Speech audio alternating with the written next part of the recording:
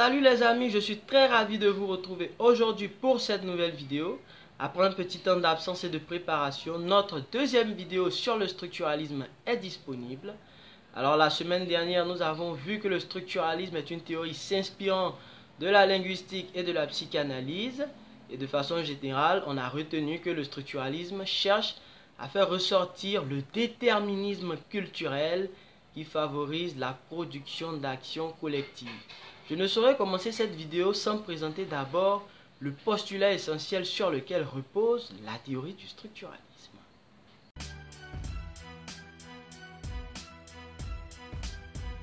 Dans son ouvrage Triste Tropique, Claude Lévi-Strauss dit ceci: l'ensemble des coutumes d'un peuple est toujours marqué par un style, elles forment des systèmes. Je suis persuadé que ces systèmes n'existent pas en nombre illimité et que les sociétés humaines, comme les individus dans leurs jeux, leurs rêves ou leurs délires, ne créent jamais de façon absolue, mais se bornent à choisir certaines combinaisons dans un répertoire idéal qu'il serait possible de reconstituer. À travers cette citation, il faut simplement comprendre que chaque société et chaque culture a son propre style. Style d'un point de vue de l'organisation sociale, style d'un point de vue des institutions, style d'un point de vue de la socialisation, etc., etc. Et quand on est anthropologue, et plus particulièrement quand on est structuraliste, on se sert de deux éléments qui nous permettent de connaître la structure cognitive sur laquelle reposent les actions collectives. Ce sont les schèmes et les mythes.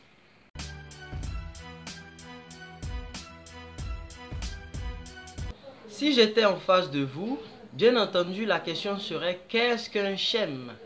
Alors, j'ai décidé d'illustrer la définition la plus aboutie, qui est celle du psychologue Jean Piaget, qui dit ceci: un schème est la structure ou l'organisation des actions telles qu'elles se transfèrent ou se généralisent lors de la répétition de cette action en des circonstances semblables ou analogues. Qu'est-ce qu'il faut comprendre? Je vais prendre un exemple pour illustrer, ça sera plus simple. On suppose qu'on observe des chrétiens catholiques qui vont tous les dimanches de 8h à 12h à l'église. On aimerait savoir pourquoi les chrétiens vont à l'église particulièrement les dimanches et de 8h à midi. N'est-ce pas? Les gens ne se comportent pas de façon hasardeuse. Et quand on va faire un travail de recherche, on va se rendre compte qu'il y a un ensemble de croyances, c'est-à-dire que les chrétiens croient en Dieu d'abord, en son envoyé qui est Jésus-Christ. Ils croient également au paradis et à l'enfer. Ils croient également au châtiment, ouais, paradis, enfer, donc l'ultime châtiment, ils y croient. Donc, on dira que l'ensemble de ces croyances, quand elles sont structurées entre elles, à l'image d'un puzzle, elles créent un schème, et c'est ce schème qui fait que tous les dimanches, de 8h à 12h, les chrétiens vont à l'église. Voilà un peu comment on arrive à élucider un schème. Je précise qu'un schème n'est pas visible. On ne voit pas un schème parce que c'est cognitif, c'est une représentation. Le schème, il n'est pas perceptible, mais à partir des actions qui sont observables, on peut faire ressortir les différents schèmes qui sont à la base de la production de cette action collective. Il y a également les mythes. Alors les mythes, on le sait, c'est des histoires parfois imaginaires, parfois qui contiennent une part de vérité. Et ce que j'aimerais dire à ce niveau, c'est que le mythe a une fonction sociale.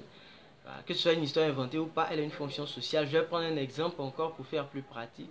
Lorsque je suis allé pour un travail de recherche dans le centre de la Côte d'Ivoire, je suis allé pour travailler sur les maladies non transmissibles chez un peuple qu'on appelle les Baoulés Nanafoué. Et j'ai vu cette forêt qui m'a plu parce que j'aime un peu les endroits hostiles. Et j'ai demandé à celui qui me servait de traducteur local, je lui ai demandé de me faire visiter la forêt. Et il m'a dit non. Il m'a dit qu'il y a un génie dans la forêt.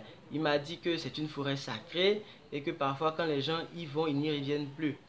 Voilà ce qu'il me dit. C'est un mythe. Mais ce mythe, il est utile parce que grâce à ce mythe, cette forêt, elle est conservée depuis pratiquement des siècles. S'il n'y avait pas ce mythe, peut-être que cette forêt serait rasée et il y allait avoir des conséquences sur l'environnement. Donc, chaque mythe a sa fonction. Il faut juste être capable, à partir de la théorie du structuralisme, de faire ressortir la signification des mythes et de comprendre la réalité sociale.